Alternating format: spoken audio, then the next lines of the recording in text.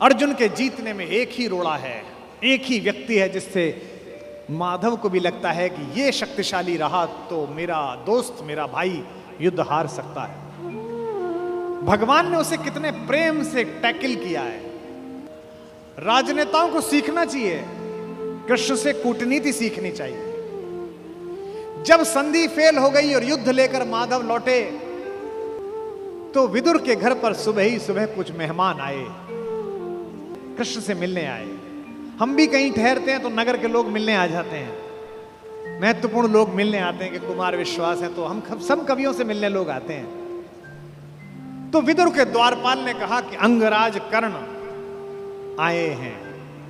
विदुर ने पूछा कि क्या मुझसे मिलना चाहते हैं? उनसे कहिए राज्यसभा में मिले, अब मैं अपने अतिथि के साथ व्यस्त हूं। और अतिथि भी कौन? माखन चोर। द्वारपाल ने कहा जी नहीं, वो आपसे मिलना नहीं चाहते, वो आपके अतिथि से मिलना चाहते हैं। कृष्ण ने कहा उन्हें आदरपूर्वक अंदर लेकर आओ। कर्ण आए, कर्ण ने प्रणाम किया। युद्ध में दुर्योधन की पराजय हुई हो चाहे कुछ भी हुई हो, महाभारत के जिन चरित्रों में से एक चरित्र पर मैं अंदर तक फिदा हूं, उनमें से एक कर्ण भी है। क्या योद्धा है, क्या अद्भुत। हाँ। कृष्ण मुस्कुराए। कर्ण के चेहरे पर दुख और पश्चाताप का भाव था। कर्ण ने हाथ जोड़कर कहा माधव, मैं कल राज्यसभा में आपके साथ हुई बदतमीजी के लिए अपने मित्र दुर्योधन की ओर से आपसे क्षमा मांगने आया हूं। भगवान ने कहा ईश्वर तुम जैसा मित्र सबको दे जो इतने बड़े अपराध के बाद भी क्षमा मांगने के लिए आ जाता है। ऐसा मित्र सबको मिले। कर्ण ने कहा कि अगर आप मुझे थोड़ा सा भी माधव प्रेम करते हैं तो मेरे मित्र को क्षमा कर दीजिए। उसने गलती की, उसे दूत के साथ यह व्यवहार नहीं करना चाहिए था, और आप जैसे दूत के साथ तो सोचना भी नहीं चाहिए था। भगवान ने कहा मैं उसे माफ कर दूंगा, लेकिन एक शर्त है कर्ण। अंगराज ने कहा कि इसी क्षण मैं आपको अंग प्रदेश का राज्य दे देता हूं, मेरा शरीर ले लीजिए पर मेरे मित्र को माफ कर दीजिए। कृष्ण ने कहा शरीर देने की इतनी उतावली में मत आओ अंगराज, समय तय हो चुका है, सबको देना पड़ेगा, तुमको भी देना पड़ेगा, सबका तय हो। कर सकते हो तो इतना करो, अब मैं वापस पांडवों के पास जा रहा हूं, हस्तिनापुर की सीमा तक मुझे छोड़ के आओ। उसने कहा इससे बड़ा सौभाग्य का होगा कि मैं आपको छोड़ने चलूं? आइए मेरे रथ में बैठिए। कृष्ण ने कहा कि ठीक है, मैं तुम्हारे रथ में बैठ जाता हूं। आपकी कार में कोई बहुत बड़ा आदमी बैठने लगे तो कभी भी ड्राइवर से गाड़ी मत चलवाना। ड्राइवर से कहना तू नीचे उतर, सवार बहुत बड़ा है, अब ड्राइव मैं करूंगा, गाड़ी खुद चलाना सदा। कर्ण ने अपने चालक से कहा कि नीचे उतर, इस रथ पर त्रैलोक्य का स्वामी बैठने वाला है, ड्राइव मैं करूंगा। और कर्ण तो ड्राइवर का ही लड़का है, सूत पुत्र है, उसको तो आता ही है रथ चलाना, वो रथ चालक का बेटा है। कर्ण रथ चलाने लगा। भगवान पीछे से उतरकर कर्ण के पास आकर बैठ गए और थोड़ी देर बाद उसका रथ छोड़कर उसे अपने रथ पर बिठा लिया। वहां भी वही रथ चलाने लगा। अब भगवान ने उससे बातचीत शुरू की। देखिए कितने बड़े कूटनीतिज्ञ हैं ये कन्हैया, दिखते भोले हैं लेकिन परम चालू। इनको पता था कि एक ये आदमी है जो फजीता करेगा, इसका मनोबल तोड़ो। पहली बार कर्ण को यह पता चला जो भेद उन्होंने बताया।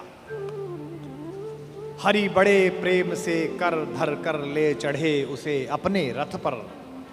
रथ चला परस्पर बात चली, शमदम की टेढ़ी घात चली।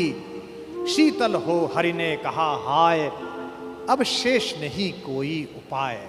कर्ण अब कुछ बचा नहीं, हो विवश हमें धनु धरना है। अब तो हमें यह धनुष उठाना पड़ेगा, क्षत्रिय समूह को मरना है। मैंने कितना कुछ कहा नहीं, विषबाण कहां तक सहा नहीं, पर दुर्योधन मतवाला है, कुछ नहीं समझने वाला है।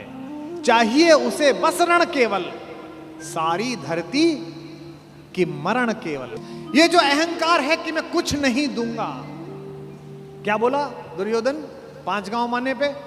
सूच्यग्रम नैव दास्यामि बुना युद्धे न केशव।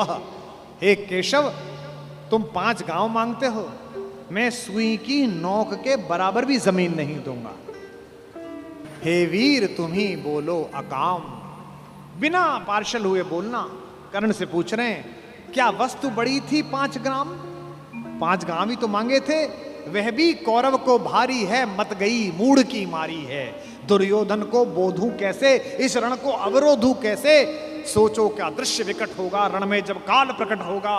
बाहर शोणित की तप्त धार, भीतर विधवाओं की पुकार। निशस्त्र विशस्त्र बिल्लाएंगे, बच्चे अनाथ हो जाएंगे। चिंता में क्या और करूं, शांति को छिपा किस ओट धरूं। सब राह बंद मेरे जाने, अब पासा फेंका। पहले तो माहौल बनाया कि तुम सब मरोगे बेटा, तू भी मरेगा और तेरा यार भी। एक तरीका है बचने का, सब राह बंद मेरे जाने। हाँ, एक बात है, यदि तू माने, देखो कैसे फुसला रहे हैं, तो शांति नहीं जल सकती है, समरागनी अभी टल सकती है। पा तुझे धन्य है दुर्योधन, तू एकमात्र उसका जीवन, तेरे बल की है आस उसे, तुझसे जय का विश्वास उजे। तू संग ने उसका छोड़ेगा, वह क्यों रण से मुंह मोड़ेगा। जब तक तू उसके साथ है वो लड़ाई नहीं छोड़ सकता। बस ऐसा कर, तू उसे छोड़ दे। क्यों? क्या अघटनीय घटना कराल। एक बात बताऊं तुझे कर्ण, एक बड़ी कराल घटना इस खानदान में हो गई है, तुझे पता नहीं है। तू प्रता कुक्षिका, प्रथा मतलब कुंती, तू कुंती कोख का प्रथम लाल। तू कुंती का पहला बेटा है। ये पहली बार कर्ण को स्वयं भगवान श्री कृष्ण ने बताया है, सबसे पहली बार। अच्छा, ये बात पहले भी बता सकते थे कभी, कर्ण तो रोज मिलता था।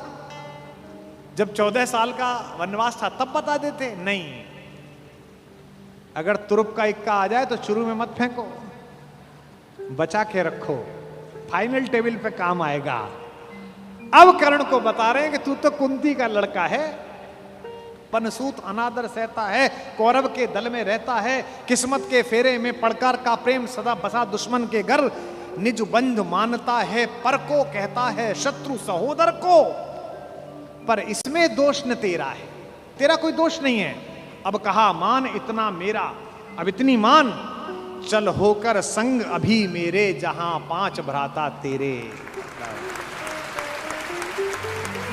कहते हैं एक काम कर, अब मेरे रथ पे से उतरी मत, अब मैं हाँक रहा हूं और सीधा वहीं जाकर रुकेगा जहां तेरे 5 भाई हैं। जिसको जिंदगी में किसी ने भाई नहीं कहा, जो मां की एक पुकार के लिए जीवन भर तरसा है, उसको जिंदगी का सबसे बड़ा प्रलोभन दे रहा है हमारा कान्हा। क्या कह रहा है? बिछुड़े भाई मिल जाएंगे, सब मिलकर मोद मनाएंगे। कुंती का त्यू ही परम तने ज्येष्ठ, बल बुद्धिशील में परम श्रेष्ठ। और क्या करेगा? पद त्राण भीम पहनाएगा, भीम तेरे को चप्पल पहनाएगा। कैसे कैसे लालच है, कैबिनेट मिलेगी,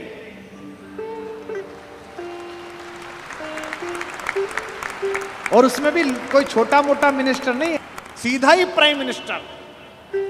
पद त्राण भीम पहनाएगा, हैं? धर्मादिप युधिष्ठिर चमर डुलाएगा। तेरे दरबार के बाहर कौन खड़े होंगे? पहरे पर पार्थ प्रवर होंगे। जो तेरा दुश्मन है, तेरा छोटा भाई अर्जुन, ये तो तेरा एनएसजी कमांडो बनेगा। पहरे पर पार्थ प्रहर होंगे, सहदेव नकुल अनुचर होंगे। सब लोग तुझे पहचानेंगे, असली स्वरूप को जानेंगे। खोई मणि को जब पाएगी, आखिरी दाव जो मारा है, खोई मणि को जब पाएगी, कुंती फूली न समाएगी।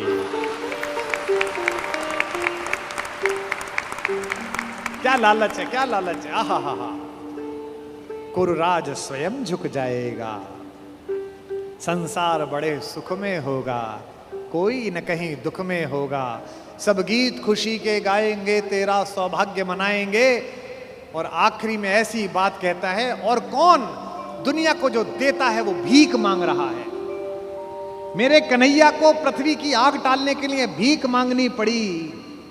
कुरुराज समर्पण करता हूं, पूरा राज्य कुरुराज समर्पण करता हूं, साम्राज्य समर्पण करता हूं, यश मुकुट मान सिंहासन ले, बस एक भीख मुझको दे दे। कौरव का तज रण शोक सखे, भूखा भावी हर शोक सखे। ये तो कन्हैया हैं जो इतनी स्ट्रेटेजी अपनाते हैं। किस लिए? देखो, ये बड़ा गहरा गणित है, इसको समझो। इस दाव को चलने में कृष्ण का कोई नुकसान नहीं है। अगर कर्ण इधर आ जाता तो महाभारत समाप्त हो जाती। और एक ऐसा योद्धा जो सुबह दोपहर शाम इसी बात की कसम खाता था कि अर्जुन को मारना है, इन पांडवों को मारना है, इसके कलेजे में ये बात डाल दो कि ये तेरे भाई हैं, तो जब युद्ध लड़ेगा तो थोड़ा तो हाथ कांपेगा, थोड़ा तो दिल के अंदर कुछ धुक धुक पैदा होगी। शत्रु की मानसिकता को कमजोर करना, शत्रु की मानसिकता पर प्रहार करना, यह काम है। लेकिन कृष्ण की इस कथा में थोड़ा स्मरण कर्ण का भी कर लो कि उस जैसा कोई आदमी भी पैदा नहीं हुआ जो इतनी सारी चीजों को ठुकरा दे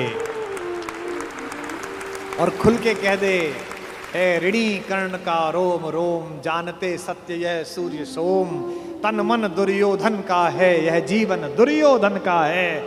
और दो पंक्ति जो कही है कर्ण ने, मैं उसकी दृढ़ता को और उसके समर्पण को प्रणाम करता हूं। सुरपुर से भी मुख मोड़ूंगा, केशव मैं उसे न छोड़ूंगा।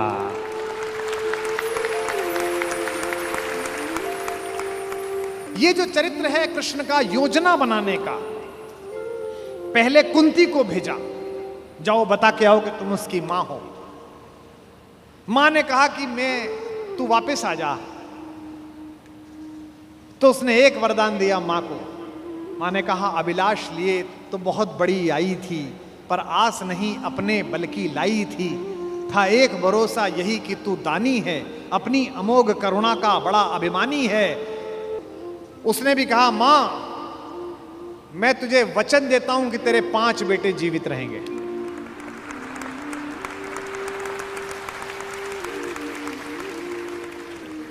इसका मतलब है कि कर्ण ने कहा कि युद्ध के बाद 5 बेटे जीवित रहेंगे, अर्जुन के अलावा किसी पर हथियार नहीं उठाऊंगा, अर्जुन मिलेगा तो छोड़ूंगा नहीं, अर्जुन मर गया तो युद्ध समाप्त करवा दूंगा, तब भी तेरे 5 बेटे जिंदा रहेंगे। खुलकर कहूंगा ये मेरी मां है। और अगर अर्जुन का दाव चल गया मां, तो तुझे पता और मुझे पता कि हम मां बेटे हैं, तेरे 5 बेटे जिंदा रहेंगे। जा मां, मैं तुझे वरदान देता हूं, तू दान दान हट रही किंतु क्यों माता, पुत्र ही रहेगा सदा जगत में दाता। मैं ही देता रहूंगा, दुनिया तो उससे सदा सभी कुछ लेगी, पर क्या माता भी उसे कभी कुछ देगी। मैं एक कर्ण अतएव मांग लेता हूं, बदले में तुझको 4 कर्ण देता हूं। छोड़ूंगा मैं तो कभी नहीं अर्जुन को, तोड़ूंगा कैसे स्वयं पुरातन प्रण को, पर अन्य पांडवों पर मैं कृपा करूंगा, पाकर भी उनका जीवन नहीं हरूंगा। और जिन्होंने महाभारत पढ़ी है उन्हें पता है कि जब कर्ण सेनापति बना, उस दिन उसने 4 पांडवों को 5 बार पकड़ के छोड़ दिया। भीम तो उसके रथ के आगे आके नृत्य करने लगा, गुस्से में रोता हुआ कि मुझे अपमानित करके छोड़ता है, मैं क्षत्रिय हूं, मेरा वध कर मुझे मार दे। और गालियां बकने लगा, तू सूत का पुत्र है, तुझे क्या पता कैसे लड़ा जाता है। भीम के रथ को तोड़ दिया अपने तीरों से कर्ण ने। उसी कर्ण को इन्होंने, जो पीछे खड़े मुस्कुरा रहे हैं, बिना शस्त्र के मरवा दिया। उसके हाथ में कोई धनुष नहीं और मरवा दिया। अर्जुन से कहा, मार, अभी मार। आपको लग सकता है कि ऐसा क्यों हो गया? यही कृष्ण है जो कूटनीति को इस प्रकार नियोजित करते हैं कि उसका तर्क भी साथ साथ देते हैं। रश्मिरथी में मेरे पिता में मेरे बाबा हमारे खानदान के बड़े दिनकर कहते हैं कि विपद में कर्ण को यो ग्रस्त पाकर, सराशनहीन अस्तव्यस्त पाकर, जगाकर पार्थ को भगवान बोले, खड़ा क्या देखता है मौन भोले। सराशन तान, बस यही अवसर यही है, तान मार इसको, घड़ी फिर और मिलने की नहीं है। विषख कोई बाण, बाण कोई गले के पार कर दे, अभी ही शत्रु का संहार कर दे। क्या कह रहे हैं कृष्ण? सोचो क्या कह रहे हैं। धर्म की धुरी लाने वाले, जिन्होंने पैदा होने से पहले यह कहा था कि भैया जब जब धर्म की हानि होगी तब तब मैं आऊंगा। यदा यदा ही धर्मस्य ग्लानिर्भवति भारत अभ्युत्थानम अधर्मस्य तदात्मानम सृजाम्य। हम धर्म की स्थापना के लिए आए हैं और निहत्ते को कह रहे हैं मार मार मार। ये क्या है? ये अधर्म है कि धर्म है? अब मैं तर्क दे रहा हूं कृष्ण की ओर से, जो कृष्ण ने उस समय तर्क दिए होंगे। कहते हैं श्रवण कर विश्व गुरु की देशना यह, विजय के हेतु आतुर ऐषणा यह। सहम उठा जरा कुछ पार्थ कामन, विनय में ही मगर बोला अकिंचन। नरोचित किंतु क्या यह कर्म होगा, मलिन इससे नहीं क्या धर्म होगा। हंसे केशव वृथा हट ठानता है, अभी तू धर्म को क्या जानता है। कहूं जो पाल उसको धर्म है ये, मैं जो कह रहा हूं वो कर। हनन कर शत्रु का सत्कर्म है ये। क्रिया को छोड़ चिंतन में फंसेगा, उलटकर काल तुझको ही गसेगा। ये जो हमको सिखाते हैं कि हम दूसरे की सीमाओं का अतिक्रमण करके घर में जाके ना मार के आए, इनको पूछो कि जिस समय हिंदुस्तान के चौराहों पर बम फटते थे, इनको पूछो कि जम्मू कश्मीर में जाते हुए हमारे सीआरपीएफ के जवानों के मुंह पर मतदान के समय जाते हुए ये लफंगे चांटे मारते थे। इनको पूछो कि पड़ोसी के भीख मिले हथियारों से हिंदुस्तान की मां बेटियों को आतंकित करने वाले और केसर की क्यारी में बारूद भरने वालों को सीमा के अंदर पार घुस के मारा जाए कि ना मारा जाए। देश का एक एक बच्चा कहेगा कि मारा जाए। नहीं जब पार्थ को देखा सुधरते, हृदय में धर्म का टुक ध्यान धरते, समय के योग्य धीरज को संजोकर कहा राधे ने गंभीर होकर। अब कर्ण बोला, हर पापी, हर अनाचारी, हर दुष्ट जिसने दुष्टता में साथ दिया है वो ज्ञान देने लगता है। भूल गया अर्जुन के कौन ज्ञान दे रहा है। अर्जुन के अंदर भक्ति, मनुष्यता, भावना सब पैदा हो गई। नरोचित धर्म का कुछ काम तो लो, बहुत खेले जरा विश्राम तो लो। फंसे रथ चक्र को जब तक निकालूं, धनुष धारण करूं, प्रहरण संभालूं। रुको तब तक चलाना बाण फिर तुम, हरण करना कर सको यदि प्राण तुम। नहीं अर्जुन शरण में मांगता हूं, समर्थित धर्म से रण मांगता हूं। कर्ण कहता है कि धर्म से युद्ध करो। कृष्ण मुस्कुराए कि बेटा अब फंसा के, अब मैं तुझे धर्म समझाता हूं, है ना।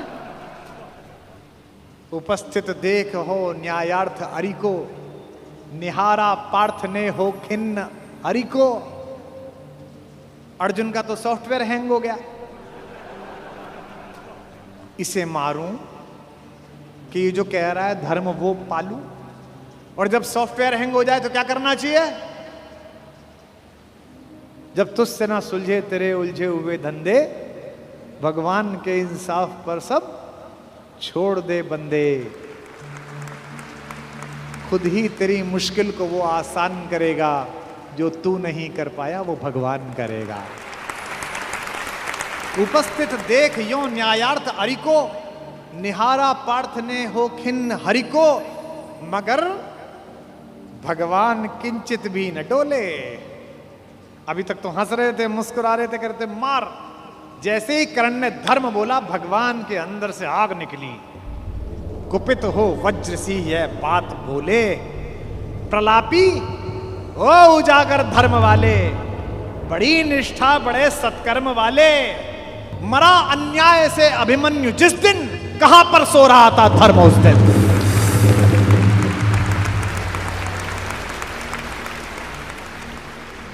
मरा अन्याय से अभिमन्यु जिस दिन, कहां पर सो रहा था धर्म उस दिन। हलाहल भीम को जिस दिन पड़ा था, कहां पर धर्म उस दिन यह धरा था। लगी थी आग जब लाक्षा भवन में, हंसा था धर्म ही क्या तब भुवन में। और एक पंक्ति, बेटे पे आ जाए, पत्नी पे आ जाए और मां पे आ जाए तो खून खोल जाता है। अर्जुन का खून खौला रहे हैं भगवान मेरे। सभा में द्रौपदी की खींच लाके, सुयोधन की उसे दासी बताकर, सुवामा जाति को आदर दिया जो, बहुत सत्कार तुम सबने किया जो। नहीं वह और कुछ सत्कर्म ही था, उजागर शील भूषित धर्म ही था।